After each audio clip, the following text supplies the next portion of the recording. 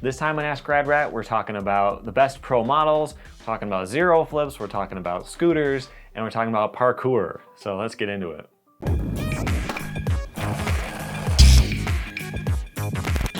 Welcome to Rad Rat Video. Here on this channel, we learn something new about skateboarding 3 times a week, every Monday, Wednesday, and Friday.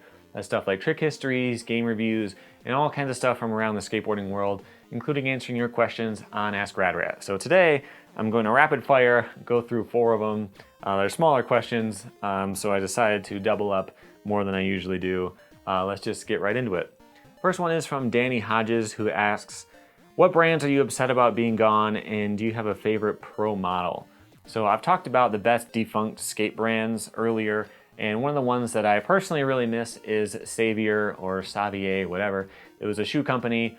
I had some of these shoes. I think they lasted about 9 months or so, which is crazy because at the time I skated pretty much every day, and I was maybe 15 or 16. I was probably still growing, and if they lasted any longer, I'd have to get rid of them anyway. Those things were just bulletproof, doing flip tricks in it constantly, all day, every day, and they were just kept on kicking. So I really wish those were still around to get some more.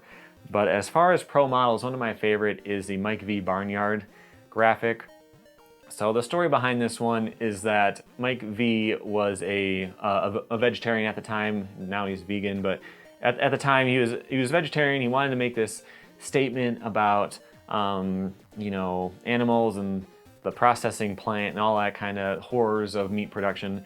And so he got this back, and he didn't get a lot of say in the exact specifics of it, but he got this graphic back, and he was kind of offended by it at first, but I think it was kind of cool the way that they took what he wanted to do and still made it something sellable and interesting. So you got these cute cartoony animals and then the big, you know, production plant in the back spewing out smoke. So it makes the statement he wants, and yet it's interesting, looks cool. You know, imagine if there was like a board that just said meat is murder and it was a decapitated pig head or something like that. Nobody would have bought it, nobody would have cared. So I think the story of that deck, and I do like the design too, I think that makes it one of the best graphics out there. Aside from that, I really like the habitat graphics, just all of them. The style that they use on all those decks, I think, is a really cool design that they do. Next question is from Morgan League of Feed, who asks, my opinion on scooters, are they a fad or are they here to stay? I've talked about scooters a lot before. The thing about scooters is that there's no benefit to them, so you get the limited trick selection of BMX without the positives of being able to ride on grass and, you know, do dirt jumps and all that stuff. And there's just nothing positive about it, I don't think. It seems like something you would grow out of, even physically. If I tried to use a scooter, I'm 6'1". I don't think they make them my size. I don't know. I don't know if they're going to go anywhere because a lot of people quit skating as they get older anyway, so it doesn't really matter. People aren't really graduating out of scootering into skateboarding. So I don't really see it being around in like 20 years, but I do think it'll be around for a little while still. Next one is from Ryan Fellows, who asks, what is a zero flip? You also want to know who invented it. I'm sorry, I don't know about that one. So a zero flip is a flip where the board does a perfect backflip. So, you know, standing on the board like that. So like what people think of as an ideal impossible, but with no wrap. You know, no hands, no feet, the board just does a backflip. Really hard to do without a half flip sneaking its way in there. So the first time I saw that one, maybe mid-2000s. I don't know if it was invented around there, but that's when I started seeing the name, started seeing people do it. It's a pretty tough one to do well. And the reason I think it's called a zero flip is because the board kind of does a circle in the air, you know, in the way that it flips. So you can think about it like it's drawing a zero.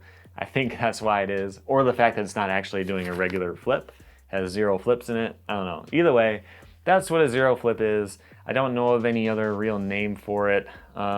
It's a pretty cool trick if you can do it. Really, really hard to do well though.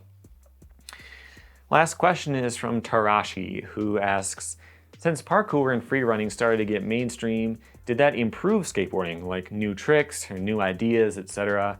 The thing is, I don't think it did any harm, you know? I can't think of a lot of skateboarding stuff that's really parkour inspired. There are some people. So there's his name is William Spencer. He's the guy who, I think he was a Spider-Man stunt double. Not in the old Spider-Mans, not in the new one, in the middle one. There was a little skateboarding scene anyway. He does a lot of flips and that kind of parkour-ish type of things in his video parts, you know, like doing a flip down some stairs, landing on a board, that kind of stuff. And that's really cool.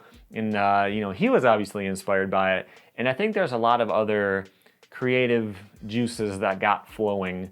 So you think about people like Daewon, not that Daewon was inspired particularly, but doing tricks on trees and on rocks and, you know, trying to do that kind of stuff. Or people who, you know, ollie up, grab onto a tree branch and swing around and do something and land on a board over here.